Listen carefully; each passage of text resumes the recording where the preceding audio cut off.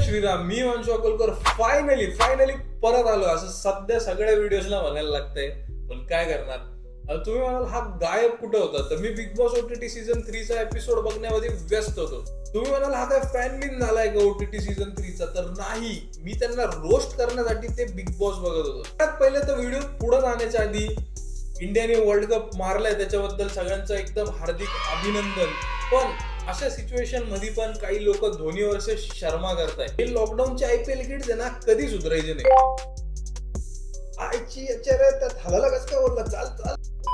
तर असो, बिना कोणताही उशीर करता वळूया बिग बॉसच्या रोस्टवर. पहिले तर बिग बॉस मधनं सलमान खान काढणं म्हणजे चिवतागिरी आहे. म्हणजे तो शो आधीच नकली आणि त्याच्यात त्याला काढून घेतलं म्हणजे अजून नकली. या वर्षीच्या सीझनचा होस्ट आहे अनिल कपूर. ते बळजबरी बेंबी पासून जोर लावून निवळत राहतात. मला एकच म्हणायचंय, तू झकास नाही, तू बकवास आहे. नेपोटिझमचे असली जन्मदाते हे कपूर फॅमिली. यांना बॉलिवूड कमी पडलं का आता हे बिग बॉस मध्ये पण घुसत राहील. त्या हिशोबाने अनिल कपूरला होस्ट बनवलंय ना, त्या हिशोबाने बिग बॉसने नाव बदलून बाल बॉस ठेवलं पाहिजे. असं पण बाल कलाकार टाळायचा. बाल कलाकारवरनं आठवलं, या शो मध्ये फक्त एकच बाल कलाकार नाही, दुसरा पण बाल कलाकार आहे, तो म्हणजे रणवीर शौर्य. त्याच्याकडे केस खूप आहे, पण सगळे खाली दाढीला. थोडे वर राहिले असते ना, चांगलं वाटलं असतं. तशी मला जाता सिग्नलवर आमच्या इथं रणवीर शौर्य दिसला, पण मी थोडी आजूबाजूला नजर मारली तर तिकडे अर्धा डझन रणवीर शौर्य असून होते. आता वळूया नेक्स्ट माणसाकडे, तो म्हणजे काय मे बी रॉंग, पण तो जो रॅप करून दाखवतो ना बिग बॉस मध्ये, त्याच्यापेक्षा जास्त चांगली रायमिंग स्कीम तर आमच्या इथला तेजस आणतो. याचा माल कुठून सोर्स होतो ना, त्याचा जरा शोध लावायला लागणार आहे, कारण गांजा घालल्यानंतर याच भाऊचा नंबर आहे.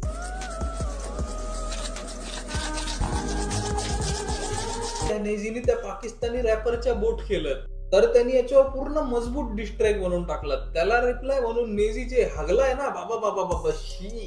इंडस्ट्री में बिका नहीं, कभी मुझसे कोई आर्टिस्ट लगा नहीं, तला अंजुम कौन मुझे पता नहीं, कमेंट्स पे मुझे सता नहीं, खौफ पे रहा कभी हंसा. नेझीचे सगळे हेटर्स एक साइडला आणि मी पण त्याच साइडला. भाऊची जिंदगी पण लय अरे, तो म्हणतो मी जिंदगीवर सिंगल राहिलोय, आणि इथं आला तो दोन सणा एक साथ. भगवान जब देताय छप्पर फाड कर देताय. आता सणाचा विषय निघालाच आहे तर घेऊन टाकू. ती एक सणा आला, नुसती बहुत आला करत राहते. म्हणजे ते असतात ना, एखाद्याला 2-4 नवीन शब्द शिकवून दिले का तो बळजबरी कुठेही तेच घालायला पाहतो, तोच प्रकार आहे. गुगलच्या अकॉर्डिंग ती appeared in several music videos येतात, ते गॉड नोज. दुसरी आहे सना डिवा, तिला सोडून देऊ, तू थोडी अच्छी लगती मुझे हो. में पिघल गया. आता हे बोलण्यावरून तुम्ही मला सांगा की तुम्ही माझं कॅरेक्टर खराब आहे असं म्हणू शकता. म्हणजे कोणाला अच्छे लगते हो म्हणणं कॅरेक्टर खराब करणं झालंय. आणि शो मध्ये एवढ्याशा गोष्टीवर त्या अरमान मलिकने त्या बिचाऱ्या टिकटॉकरचं जावडा जोडलंय. ये भाभी बहुत अच्छी लगती है. नाही, तो समोरचा बिचारा गरीब निघाला. आमच्या सारख्याला बोलला असताना तोंड दाखवायच्या लायकीचा राहिला नसतं. जे हिपोक्रेसी की बी सीमा होतीये. स्वतः 2 बायकांवाला हा दुसऱ्याच्या कॅरेक्टरवर बोलतोय. फन फॅक्ट, यांनी दोन्ही बायका 7-7 दिवसात पटवून बायका बनवल्या. याचा सीन असा आहे, म्हणजे याची होती पहिली बायको, तिची होती ती मैत्रीण, ती आहे याची दुसरी बायको. आणि कॅरेक्टर कोणाचा खराब, अच्छे लगते म्हणणाऱ्याचा. मजेदार आहे भाई जिंदगी. हा अरमान स्वतःचे सगळे अरमान पूर्ण करतोय छपरी साला. आता बोलूया बिग बॉसच्या या सीझनच्या मेन हायलाइट वर, ते म्हणजे वडापाव गर्ल. ही साली छपरी वडापाव विकता भांडणं करत बिग बॉस मध्ये पोहोचून गेली. ही एक नंबरची आहे पलटी गाव. म्हणजे स्वतः एक गोष्ट बोलती आणि ज्या हिशोबाने त्या गोष्टीवरून इन्स्टंट पलटती ना, त्या हिशोबाने ही राजकारणात पाहिजे होती. असो, वडेपाव विकूनच एवढा माझ महिना आहे. खुदाला घासता कधी बिग बॉस जिंकलीच तर आजूबाजूवाल्या गाड्यावाल्यांचे तर हालच आहे.